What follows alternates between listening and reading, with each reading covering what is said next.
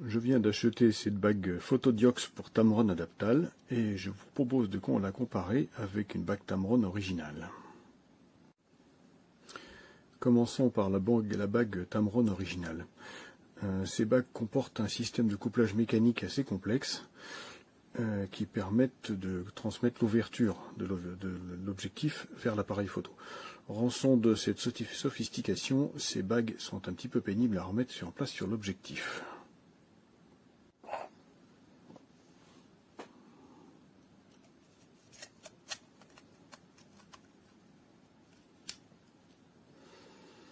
Voilà, et on termine en mettant les petits ergots de couplage qui vont donner la bonne ouverture. Donc là maintenant, quand je suis à bien f5.6, je suis à f5.6 ici.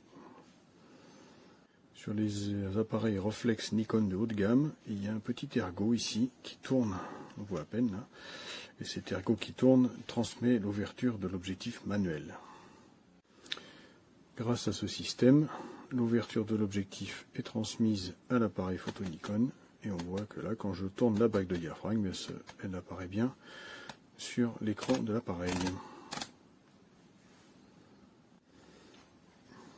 Par ailleurs, le système permet la visée à grande ouverture, pleine ouverture en fait. Donc même lorsqu'on ferme le diaphragme, eh ben, il reste toujours ouvert. Il ne se fermera qu'au moment de la photo. Ça permet d'avoir une visée lumineuse. Essayons à présent la bague Photodiox. Comme elle est beaucoup plus simple, elle est aussi beaucoup plus facile à mettre en place sur l'objectif.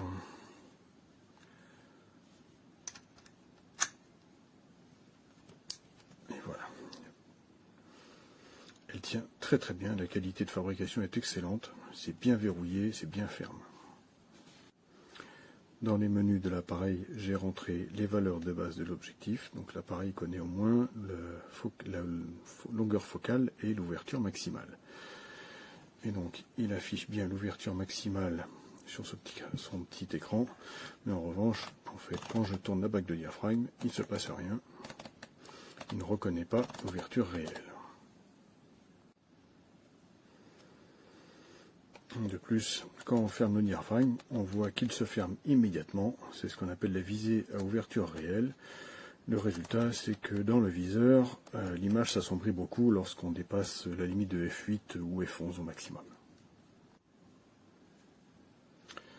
Cependant, l'exposition sera correcte parce que même si l'appareil ne reconnaît pas le diaphragme, il voit bien que la lumière change dans l'objectif et donc il s'adapte.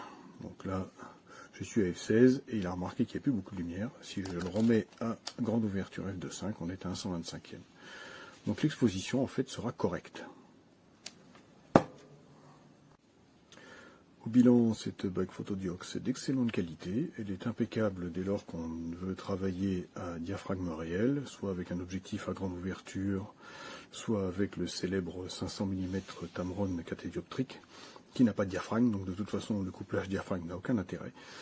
Et donc elle remplace très bien une bague adaptale d'origine dans ces usages-là. Si on veut pouvoir utiliser commodément les petites ouvertures, il vaut mieux acheter une adaptale d'origine, d'occasion. Malheureusement c'est cher et c'est pas facile à trouver.